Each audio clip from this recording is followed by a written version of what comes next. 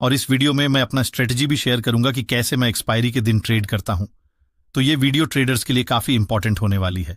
तो आगे बढ़ने से पहले इस वीडियो को लाइक जरूर कर दीजिए और चैनल को सब्सक्राइब कर लीजिए, क्योंकि आने वाले समय में मैं आपके लिए ऐसे ही इंफॉर्मेटिव वीडियो लाता रहूंगा। तो सबसे पहले हम समझते हैं गामा ब्लास्ट क्या होता है।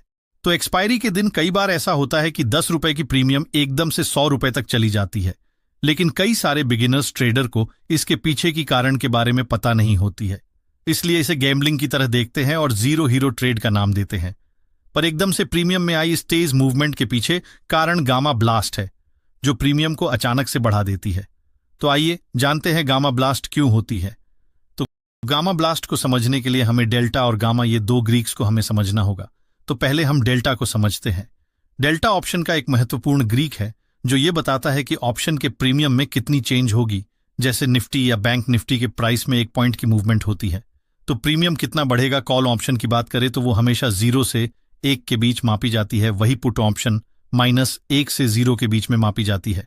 आइए इसे एक एग्जाम्पल के रूप में देखते हैं। तो मान लीजिए निफ्टी अभी 25,000 के लेवल पर ट्रेड कर रही है और आपके पास एक कॉल ऑप्शन है जिसका डेल्टा 0.75 है। इसका मतलब यह है कि अगर निफ्टी के प्राइस में 1 पॉइंट का मूव होता है, जैसे 25,000 से 25,001 होता है, तो आपके ऑप्शन का प्रीमियम 0.75 से चेंज होगा। यानी अगर निफ्टी 100 पॉइंट्स बढ़ती है, आपका ऑप्शन प्रीमियम 75 पॉइंट से बढ़ेगा। यानी मान लीजिए आप निफ्टी में अभी 25,000 के स्ट्राइक प्राइस पर एक कॉल ऑप्शन की प्रीमियम को खरीदा है, जिसकी कीमत अभी 100 रुपए है और डेल्टा 0.75 है, और निफ्टी 25,000 से बढ़कर 25,100 तक जाती है, तो आपके प्रीमियम 100 रुपए से बढ़कर 175 रुपए हो जाएगी। तो इस तरह ऑप्शन में डेल्टा काम करती है। अब आइए गामा को समझते हैं। तो जिस तरह डेल्टा ऑप्शन की प्रीमियम को बढ़ाता है, उसी तरह गामा डेल्टा को बढ़ाता है। तो आइए एक एग्जाम्पल से समझते। जैसे मान लीजिए निफ्टी में 25,000 के लेवल पर गामा 0.005 है, तो अगर निफ्टी 25,000 से 25,100 तक जाती है तो गामा की वैल्यू 100 मल्टीप्लाई बाई गामा की वैल्यू होगी, यानी 0.0005 मल्टीप्लाई बाई 100, और जो वैल्यू आती है वो डेल्टा की वैल्यू के साथ जुड़ जाती है। यानी डेल्टा की वैल्यू 0.5 प्लस गामा की वैल्यू में ऐड हो जाएगी, और अगर मार्केट 100 पॉइंट मूव करेगी तो हमारे प्रीमियम में इतना चेंज होगा। तो आप लोगों को ये थोड़ा कॉम्प्लिकेटेड लग रहा होगा, क्योंकि लाइव मार्केट में हम इतनी कैलकुलेशन तो नहीं कर सकते, इसलिए मैंने जो भी बताया हो उसे एक बार समझ लीजिए, क्योंकि लाइव मार्केट में इतनी कैलकुलेशन की कोई जरूरत नहीं है। आइए इसे और सिंपल भाषा में समझते हैं। तो आउट ऑफ द मनी की गामा सबसे कम होती है, वही एट द मनी की गामा सबसे अधिक होती है, और प्राइस जैसे जैसे डीप इन द मनी में जाती है तो गामा की वैल्यू घटने लगती है। वही डेल्टा की आउट ऑफ द मनी में सबसे कम होती है, और प्राइस जैसे जैसे इन द मनी में जाती है तो उसकी वैल्यू बढ़ने लगती है। आइए समझते हैं एक्सपायरी के दिन गामा ब्लास्ट क्यों होती है। तो आपको यह जानना जरूरी है कि गामा ब्लास्ट के पीछे बड़े प्लेयर ही होते हैं। वो बहुत हैवी क्वांटिटी में सेल करते हैं या बाई करते हैं, तो ऐसी बड़ी मूव आती है, यानी मार्केट 25,000 से 25,100 तक कुछ ही मिनटों में पहुंच जाती है, जिसके कारण प्रीमियम में भी तेज स्पाइक है। आइए अब जानते हैं गामा ब्लास्ट को हम कैसे ट्रेड कर सकते हैं। तो गामा ब्लास्ट एक्सपायरी के दिन मोस्टली 2 से 3 बजे के बीच में ही होती है। इसे अगर आप डीप में समझना चाहते हो तो ऑपरेटर की माइंड से सोचना पड़ेगा। वो सस्ते प्राइस पर खरीदते हैं और महंगे में बेचकर प्रॉफिट बनाते हैं। उसी तरह आपको भी एक्सपायरी के दिन ये ध्यान रखना होगा कि आप कभी बढ़े हुई प्राइस में एंट्री न बनाएं। मतलब अगर प्राइस एक स्पाइक के साथ बढ़कर एकदम से 5 या 6 रुपए वाला प्रीमियम 30 या 40 रुपए तक पहुंच जाती है, और अगर आप बीच में एंट्री बनाते हैं तो आपको एक बहुत बड़ा लॉस लेना पड़ सकता है। इसलिए जब भी प्राइस में स्पाइक आए तो आप हमेशा रिटेस्ट का वेट कीजिए और प्राइस को थोड़ी अस्थिर होने दीजिए, तब आप अपनी एंट्री बना सकते हो।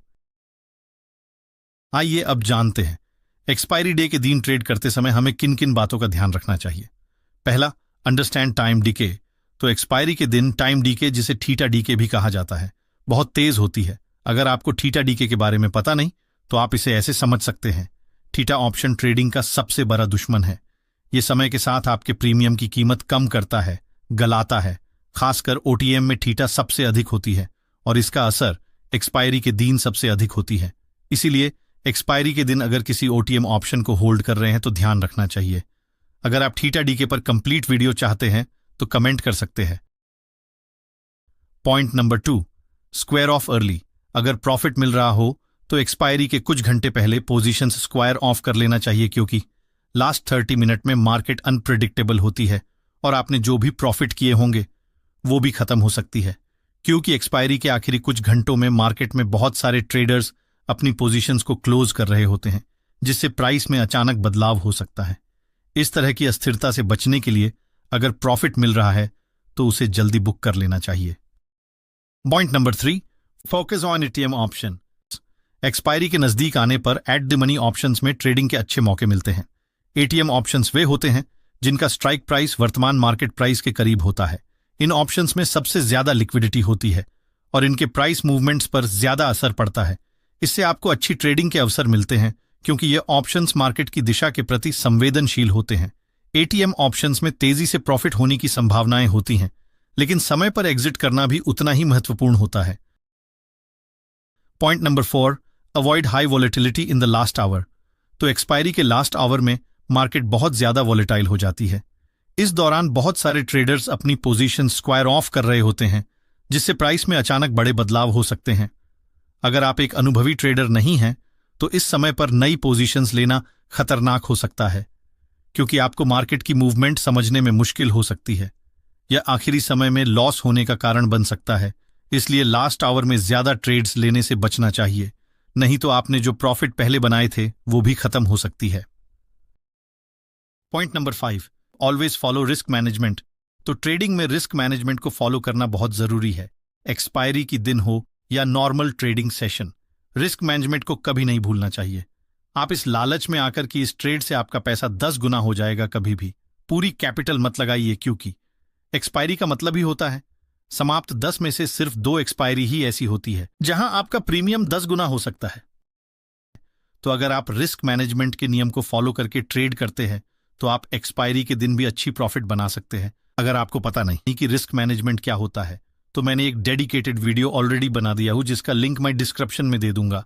वहां से आप रिस्क मैनेजमेंट को सीख सकते हैं और एक छोटे कैपिटल से कैसे प्रॉफिट बना सकते हैं वो भी बताया हूं। Point number 6, keep an I on open interest. Open interest यानी OI ऑप्शंस मार्केट का एक महत्वपूर्ण इंडिकेटर है, जो यह बताता है कि कितनी पोजीशंस अब तक ओपन हैं। एक्सपायरी डे पर ओपन इंटरेस्ट के बदलावों पर नजर रखना जरूरी है, क्योंकि यह आपको यह समझने में मदद कर सकता है कि बड़े ट्रेडर्स कहां अपनी पोजीशंस बना रहे हैं। अगर किसी खास स्ट्राइक प्राइस पर बहुत ज्यादा OI बढ़ रहा है तो यह संकेत हो सकता है कि उस प्राइस लेवल पर बड़ी ट्रेडिंग एक्टिविटी हो रही है। इससे आपको यह अंदाजा लगाने में मदद मिल सकती है कि मार्केट किस दिशा में जा सकता है। इन सभी बिंदुओं को ध्यान में रखकर आप एक्सपायरी डे पर ट्रेडिंग के दौरान बेहतर निर्णय ले सकते हैं और अपने रिस्क को कम कर सकते हैं। तो दोस्तों, ये वीडियो आपको कैसी लगी कमेंट सेक्शन में जरूर बताएं, और अगर आपको ट्रेडिंग से रिलेटेड किसी भी टॉपिक पर वीडियो चाहिए तो भी आप कमेंट कर सकते हैं।